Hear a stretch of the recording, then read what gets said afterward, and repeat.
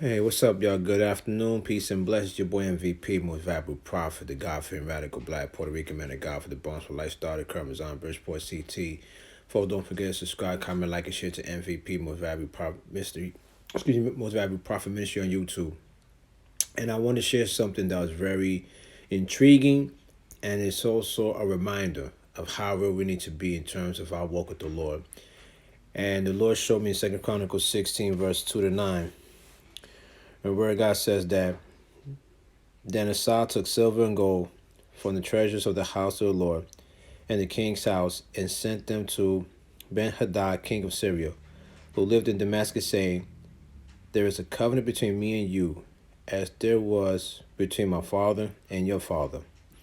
Behold, I am sending to you silver and gold. Go break your covenant with Baasha, king of Israel, that he may withdraw from me. And Ben-Hadad listened to King Asa and sent the commanders of his armies against the cities of Israel, and then conquered John, Dan, Abel Maim, and other store cities of Naphtali. And when Baasha heard of it, he stopped building Ramah and let his work cease.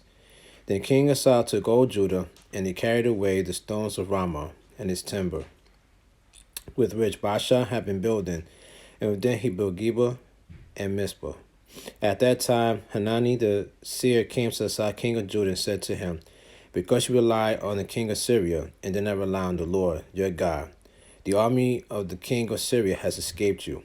Were not the Ethiopians and the Libyans a huge army with very many chariots and horsemen? Yet because you relied on the Lord, he gave them into your hand. For the eyes of the Lord run to and from throughout the whole earth, to give strong support to those whose heart is blameless toward him. You have done foolishly in this, for from now on you will have wars. Wow. It's very mind-blowing when you think about what this whole message is. And what the message is something very simple. You have to stay grounded in the Word of God, through good times and bad times, through ups and downs, through rise and falls. You must stay faithfully obedient and worship the one and only true powerful God in Jesus. And what we must be careful of as a Christian community is that to make sure that no matter what goes on in life, stay rooted to the Word of God. In Spanish cultures, you see a lot of brujeria, and you see a lot of witchcraft. You see a lot of santeria in Spanish cultures where you worship false gods.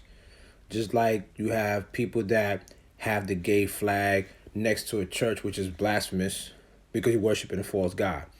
Idolatry, animals, you symbol different statues, carved images that don't represent God. It's blasphemous. You're worshiping false idols. And what the passage showed me was that instead of you waiting on the Lord and focusing on the commands that he gave you, and focusing on the blessings that he has for you, and testifying his truth, and giving you direction, what you need to do to glorify him, you decide to make peace treaties with the devil. You decide to make peace with the enemy, which is never of God. So it's very important to understand and fathom the importance of being true to the Word of God. Don't be a lukewarm Christian. Don't be one that you glorify God on a Sunday morning or sometimes Sunday evening if they have two services.